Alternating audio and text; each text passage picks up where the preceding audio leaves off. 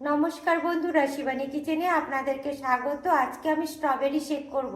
Strawberry shake করার জন্য এই দেখুন স্ট্রবেরিগুলোকে ছোট ছোট করে কেটে নিয়েছি, সাথে দেখুন খেজুর নিয়েছি আর অ্যাপেল নিয়েছি। এই দেখুন চিয়া সিড নিয়েছি, এটা ভিজিয়ে দেব।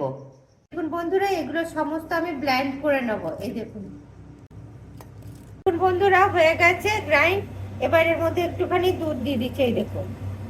এই দেখুন বন্ধুরা, দুধ নিয়েছি। এবার এই যে স্ট্রবেরি, আপেল আর খেজুর করে পিষিয়ে রেখেছি, এটা এবার মধ্যে দুধের মধ্যে দিয়ে দিচ্ছি। দেখুন দেখুন বন্ধুরা, 1 চামচ চিনি দিয়ে দিলাম।